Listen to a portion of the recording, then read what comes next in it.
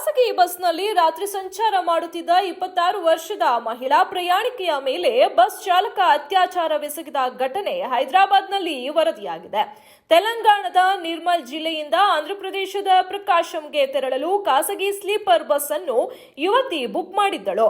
ಬಸ್ನಲ್ಲಿ ಇಬ್ಬರು ಚಾಲಕರಿದ್ದು, ಆ ಪೈಕಿ ಒಬ್ಬ ಬಸ್ ಚಲಾಯಿಸುತ್ತಿದ್ದಾಗ ಯುವತಿಯ ಸೀಟ್ಗೆ ಬಂದು ಅತ್ಯಾಚಾರ ಮಾಡಿದ್ದಾನೆ.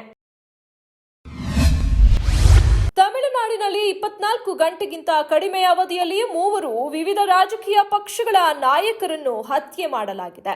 ಈ ಹತ್ಯೆಯನ್ನು ಖಂಡಿಸಿ ಪ್ರತಿಪಕ್ಷಗಳು ರಾಜ್ಯ ಸರ್ಕಾರದ ಮೇಲೆ ಮುಗಿಬಿದ್ದಿವೆ. ತಮಿಳುನಾಡಿನಲ್ಲಿ ಅರಾಜಕತೆಯ ವಾತಾವರಣವಿದ್ದು, ಮುಖ್ಯಮಂತ್ರಿ ಎಂಕೆ ಸ್ಟಾಲಿನ್ ಕಾನೂನು ಮತ್ತು ಸುವ್ಯವಸ್ಥೆ ಕಾಪಾಡಲು ಅಸಮರ್ಥರಾಗಿದ್ದಾರೆ ಎಂದು ಪ್ರತಿಪಕ್ಷಗಳು ಆರೋಪಿಸುತ್ತಿವೆ.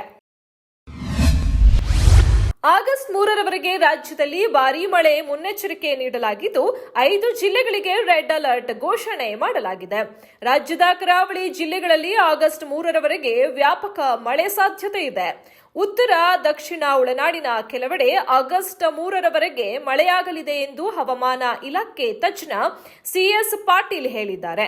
ಶಿವಮೊಗ್ಗ, ಕೊಡಗು, ಚಿಕ್ಕಮಗಳೂರು, ದಕ್ಷಿಣ ಕನ್ನಡ, ಉಡುಪಿ ಜಿಲ್ಲೆಯಲ್ಲಿ ರೆಡ್ ಅಲರ್ಟ್ ಘೋಷಿಸಲಾಗಿದೆ. ಡಾಕ್ಟರ್ ಅಂಬೇಡ್ಕರ್ ಪ್ರತಿಷ್ಠಾನದ ವಿವಾಹ ಯೋಜನೆ ಮೂಲಕ ಕೇಂದ್ರ ಸರ್ಕಾರವು ನವ ದಂಪತಿಗಳಿಗೆ 2,50,000 ರೂಪಾಯಿ ನೀಡುತ್ತಿದೆ. ಆದರೆ ಇದಕ್ಕಾಗಿ ವಿಶೇಷ ಷರತ್ತುಗಳನ್ನು ಹಾಕಿದೆ. ದಂಪತಿಗಳಲ್ಲಿ ಒಬ್ಬರು ದಲಿತ ಸಮುದಾಯಕ್ಕೆ ಸೇರಿದವರಾಗಿರಬೇಕು. ದಂಪತಿಗಳ ವಾರ್ಷಿಕ ಆದಾಯ 5 ಲಕ್ಷಕ್ಕಿಂತ ಕಡಿಮೆ ಇರಬೇಕು.